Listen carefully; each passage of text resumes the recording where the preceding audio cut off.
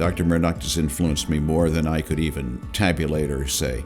He hired me in 1980.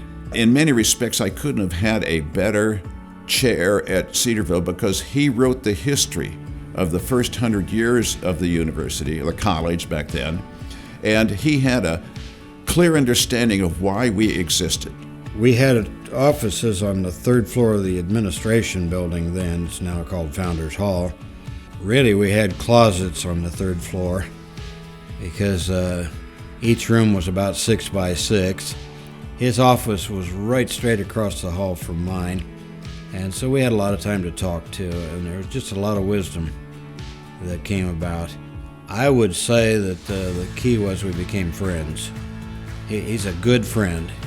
He's a steady friend. He's somebody you can count on. Murray took the time to work with me, to help me, to guide me, so that I could learn Cedarville, but also so I could learn this profession, what it means to be a professor.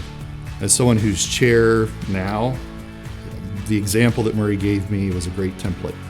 I think he invested in my life when I was trying to find a job at a Christian school, and I applied here. He allowed me the freedom to teach from a very Christian perspective, which I loved. He allowed me the freedom to teach courses that I wanted, that I liked, that were in my area.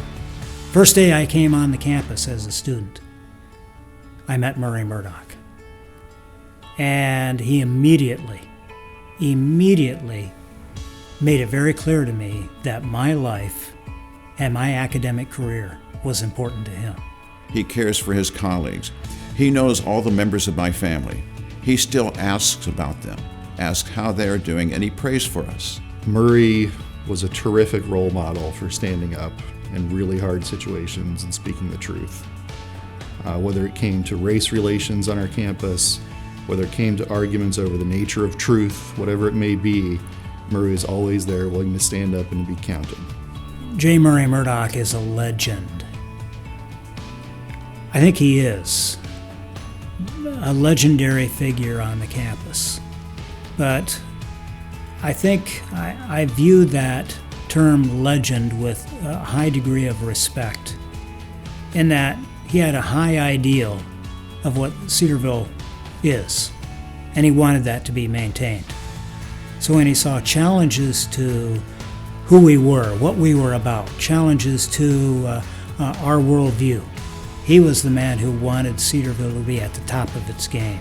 I certainly wish him and Ruth the best in their retirement years. We're going to miss him. The students are going to miss him.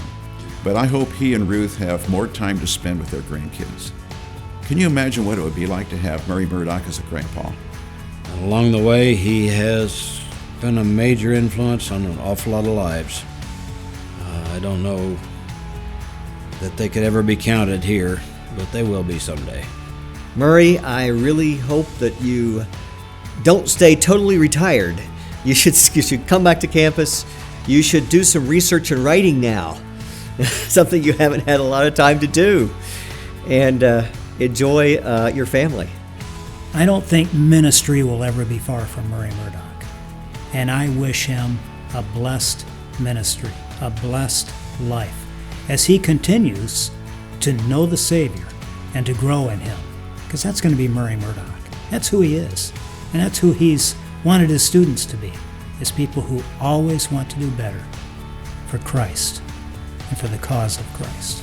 So I wish him the very best as he and Ruth go on into the next stage of their service for him.